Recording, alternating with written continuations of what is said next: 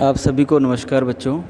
कक्षा 9वीं से कृतिका भाग 1 की पहली एकांकी है सामाजिक एकांकी, जो कि जगदीश चंद्र माथुर जी द्वारा लिखी हुई है। इस एकांकी के लेखक श्री जगदीश चंद्र जी माथुर हैं। इसमें उन्होंने लड़के और लड़की के भेदभाव करने वालों पर एक प्रहार किया है कि दोनों को समान प्रतिष्ठा देने की बात की है। तो इसके ऊपर आधारित है कहानी ये। एकांकी का प्रारंभ राम स्वरूप बाबू के घर से होता है। राम स्वरूप बाबू उनकी लड़की उमा को देखने के लिए बाबू गोपाल प्रसाद और उनका बेटा शंकर आने वाले हैं। बाबू राम स्वरूप, उनकी पत्नी प्रेमा और नौकर रतन कमरे को सजा रहे हैं। बीच बीच में बाबू राम स्वरूप अपने नौकर पर झुंझलाते भी हैं। तो उन्हें प्रेमा बताती है कि उनकी लड़की उमा को जब से लड़के वालों ने आने की बात कही है तभी से वो मुंह फुलाए बैठी है। राम स्वरूप अपनी पत्नी को कहते हैं कि उमा को जैसे तैसे समझाकर वो तैयार करे और साथ में ये भी कहे कि लड़की चाहे ज़्यादा पढ़ी लिखी है लेकिन लड़के वालों के सामने ज़्यादा हमने पढ़ा लिखा दिखाना नहीं है, उसको केवल मैट्रिक तक ही दिखाना है, यानी कि ये देना है कि केवल वो 10 ही पढ़ी हुई है। उसी समय लड़के वालों का आगमन होता है। बाबू गोपाल प्रसाद पढ़े लिखे लड़के के साथ वहाँ आता है, जो कि पेशे से वकील है। उसका बेटा शंकर BSSC के बाद लखनऊ के मेडिकल कॉलेज में पढ़ता है। उसकी आवा पतली और खिसियाहट भरी है, झुकी हुई कमर उसकी खासियत है। राम स्वरूप अतिथियों का आवाभक्त करता है। गोपाल प्रसाद अपने अतीत की बातें करते हैं, प्रशंसा करते हैं कि हमारे समय में बहुत कुछ अच्छा होता था। कुछ ही देर बाद गोपाल प्रसाद विवाह को बिजनेस कहकर विवाह की बात छेड़ते हैं। राम स्वरूप उसके लिए नाश्ता लाकर उसकी सेवा करता है। बातों बातों में सारी बात स्पष्ट करते हैं और बताते हैं कि लड़कियों को कम पढ़ना चाहिए, लड़कियों का पढ़ना बेकार होता है। पढ़ना पढ़कर कमाना ये तो केवल पुरुषों का काम है। तो स्त्रियों को घर गृहस्थी संभालनी चाहिए और ज़्यादा नहीं पढ़ना चाहिए, बल्कि लड़कियों को अपनी पढ़ाई पर ना ध्यान देकर घर के कामकाज पर ध्यान देना चाहिए। तो उसका लड़का शंकर भी इस विचारधारा का समर्थन करता है। थोड़ी देर बाद राम स्वरूप अपनी बेटी उमा को आवा लगाते हैं। पान की तस्तरी हाथों में लिए उमा अत्यंत सादे हाथों में आती है। उसकी आंखों पर चश्मा लगा हुआ है। गोपाल प्रसाद और शंकर एकदम से चौंक पड़ते हैं। तो लेकिन आगे से राम स्वरूप बताता है कि उसकी आंखों में कुछ दिन पहले खराबी आ गई थी, इस वजह से चश्मा लगा हुआ है। गोपाल प्रसाद उससे गाने बजाने के बारे में पूछते तो वो एक बड़ा सुंदर मेरे तो गिरधन गोपाल दूसरा ना कोई मीरा जी का मशहूर गीत गाती है। वह गीत में इतना तल्लीन हो जाती है कि झुकी गर्दन ऊपर उठ जाती है और वो शंकर को देखती है और शंकर को देखते ही गाना गाने बंद कर देती है, क्योंकि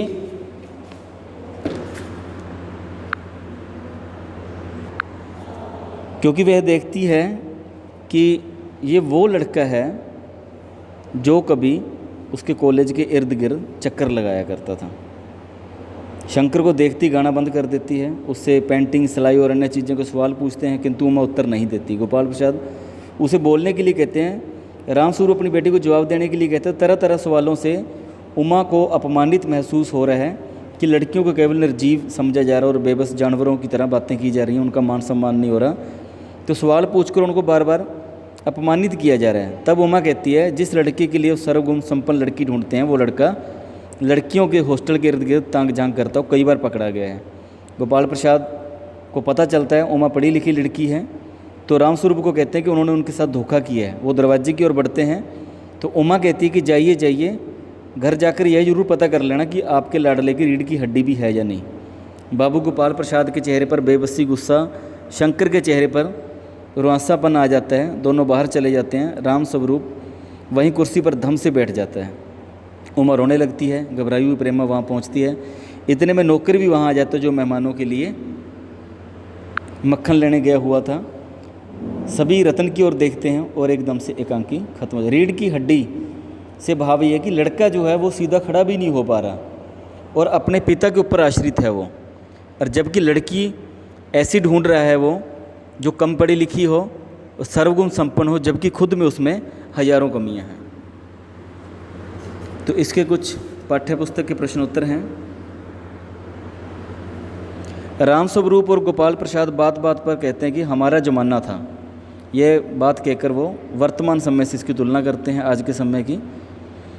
तो इसका क्या तर्कसंगत है? मनुष्य का स्वभाव है कि अपने अतीत से चिपका रहता है, अतीत की बातें उसको सदा सुखदायी लगती हैं, मन ही मन वो प्रसन्न होता है, लेकिन वर्तमान से उचित नहीं है उसकी तुलना करना, क्योंकि समय हमेशा बदलता रहता है, चीज़ हमेशा एक जैसी नहीं रहती। अतीत और वर्तमान में सदा सामंजस्य बिठाकर चलना ही पड़ता है। प्रश्न 2, रामस्वरूप का अपनी बेटी को उच्च शिक्षा दिलवाना और विवाह के लिए छिपाना, ये विरोधाभास किस व्यवस्था की ओर संकेत करता है? रामस्वरूप अपनी बेटी को उच्च शिक्षा दिलवाता है, मानता है कि लड़कियों के लिए शिक्षा बहुत जरूरी है, लेकिन उतनी जरूरी नहीं जितनी लड़कों के लिए है। वह शिक्षा का पक्षधर है, किंतु उसे गोपाल प्रसाद के लड़के के सामने रिश्ता करना है, इसलिए वो उसकी सारी एजुकेशन छुपाकर केवल यही कहते हैं कि लड़की 10 पढ़ी हुई है। प्रश्न 3, अपनी बेटी का रिश्ता तय करने के लिए रामस्वरूप उमा से जिस प्रकार के व्यवहार की उपेक्षा कर रहे वह उचित क्यों नहीं है? रामस्वरूप अपनी बेटी का रिश्ता गोपाल के बेटे शंकर से तय करना चाहता है और वह बेटी से तरह तरह के सवाल पूछता है। उसकी बेटी उमा सभी सवालों के जवाब बड़े सहज भाव से देती है, लेकिन गोपाल प्रसाद के द्वारा पूछे गए बेहुदा प्रश्नों पर वह चुप हो जाती है और उसे लगता है कि उसे अपमानित किया जा रहा है, उसे वो सहन नहीं होता। तो उसे लगता है कि लड़का और लड़की दोनों में किसी प्रकार का आजकल भेदभाव नहीं रह गया, क्योंकि शिक्षा लेने के बाद दोनों बराबर माने जाते हैं, लेकिन फिर लड़की को आज के समय भी अपमान क्यों सहना पड़े जबकि वो बहुत अच्छी पढ़ी लिखी हुई है? प्रश्न 4 है, गोपाल प्रसाद विवाह को बिजनेस मानते हैं, रामस्वरूप अपनी बेटी को शिक्षा छुपाते हैं, इसका रीज़न क्या है? कि दोनों ही समान अपराधी हैं। गोपाल प्रसाद अपने लड़के शंकर का रिश्ता करने के लिए रामस्वरूप के घर जाता है।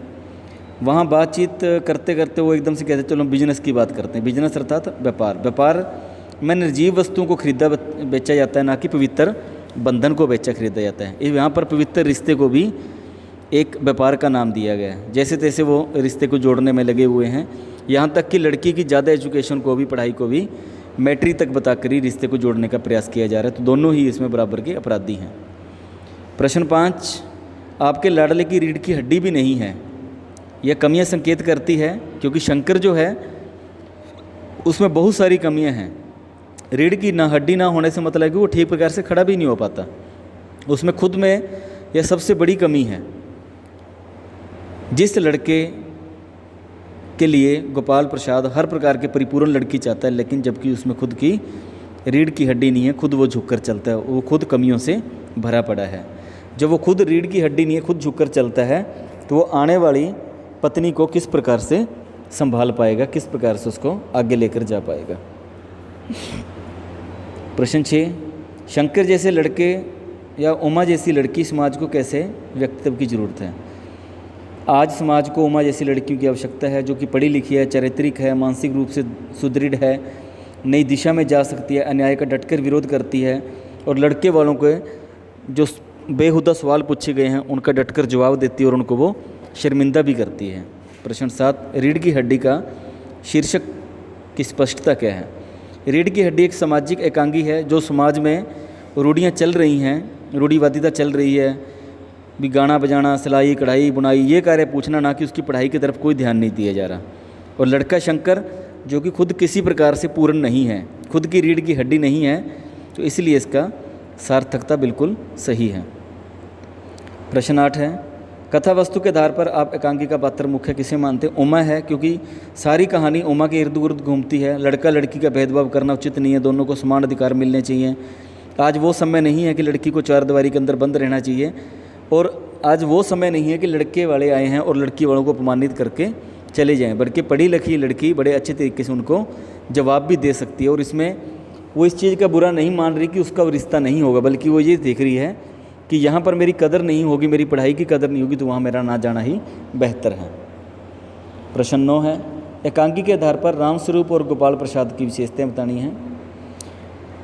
रामस्वरूप लड़की का पिता है, गोपाल प्रसाद जो है लड़के का पिता है। दोनों अपने अपनी व्यवस्थाएं ले फिर रहे हैं।